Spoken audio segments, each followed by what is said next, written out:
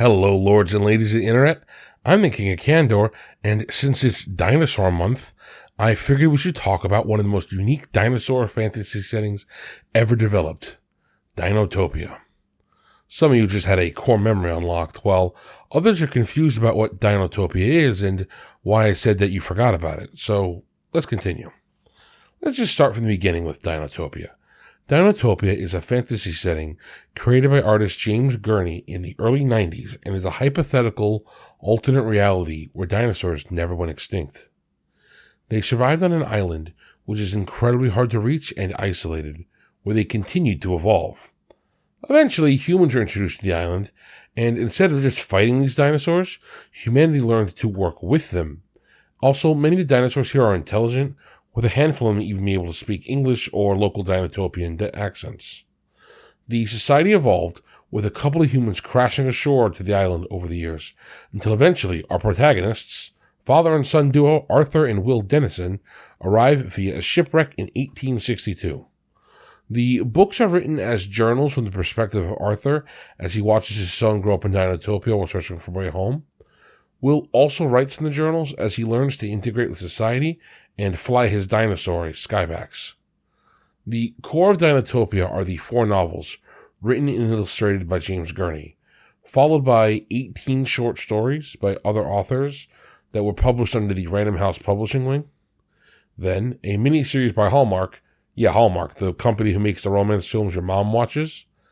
After the miniseries was successful, they made a full television series that only aired before 13 episodes, and it was canceled.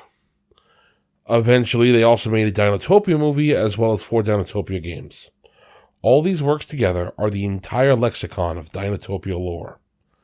Going into specifics, most of the other pieces of Dinotopia literature are traditional stories that you would expect. However, the first and fourth book being more like journals is something super unique. Since they're written more like journals, the book is able to explore the world and its setting much deeper. And since in Dinotopia the setting is the key and the star, James Gurney intelligently makes that the focal point. The little bit of plot detail we get in between the journal entries carries us along, while the sketches and the notes next to the sketches is what sells us. I can't think of another work like this, and honestly, it's something a lot of aspiring game designers should look at. The art here is what really sells the work. James Gurney is a fantastic artist. His style just captures the sense of believability in his works. I mentioned before, he's a skilled artist, and a lot of his artistic techniques are really cool to watch. He's got a whole YouTube channel where he talks about art and posts it. In fact, I'm going to link a video below that's 12 years old, where James himself goes on and explains all the different things he does to bring his world to life. The first thing I think is interesting is he was trained in what's called en plein air. I'm going to put the word en plein air on screen because it's French, therefore spelt with a pretentiousness built in. To my single French viewer, that's what we call a joke, or as you spell it, a yoke. Besides painting with en plein air techniques, he also visits a lot of historical and natural sites to get inspiration. Often he likes to go to Niagara Falls and the Grand Canyon, both of which have directly inspired sketchworks done in his Dinotopia. Now, unfortunately, dinosaurs have been dead for a few years, so James can't just go sketch them. What he does is he goes and reads all the latest scientific journals, attends paleontology lectures, consults with leading paleontologists, and through understanding these works, he's able to get a clearer picture of how the dinosaur should look. Interestingly enough, this is how a lot of sci-fi authors tend to work for their speculative science fiction.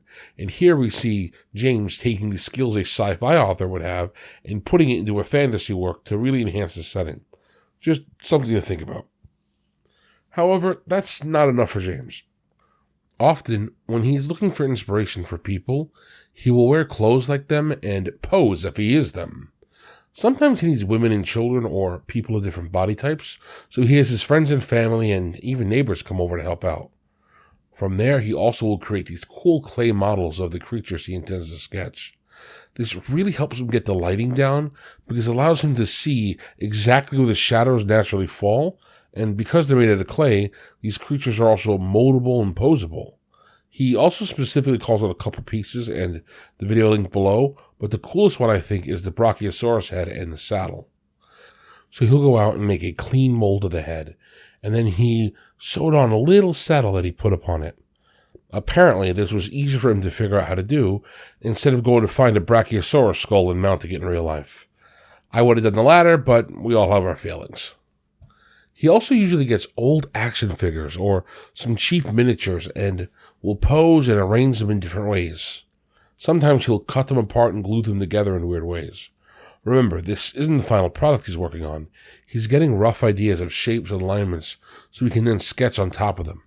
It's super interesting how many fantasy projects seem to use cheap plastic toys to help inspire creation and creativity.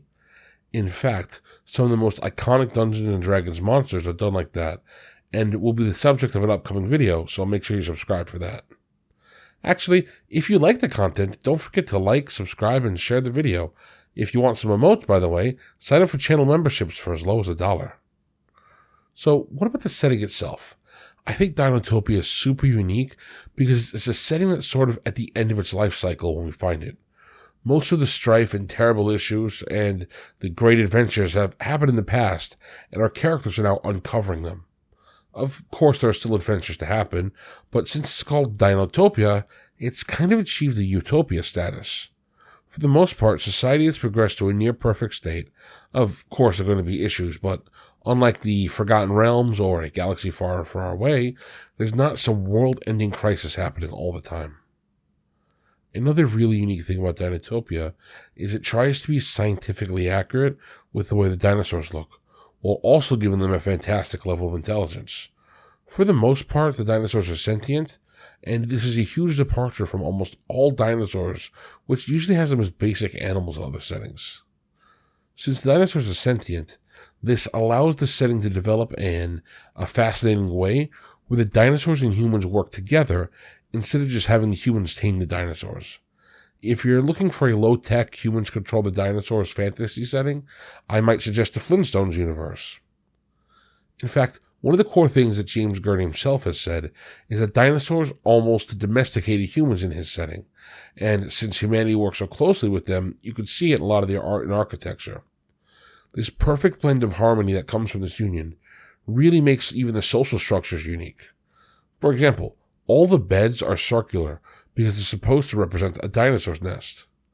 Dinosaurs and humans are both raised in hatcheries and attend school together. That's such a unique flavor that you wouldn't get in another fantasy setting that usually has them as more animalistic. James Gurney also made sure to add more color to his dinosaurs and the world than you kind of would expect. The coats of the dinos are often very vibrant, which probably would not be how they existed in the past.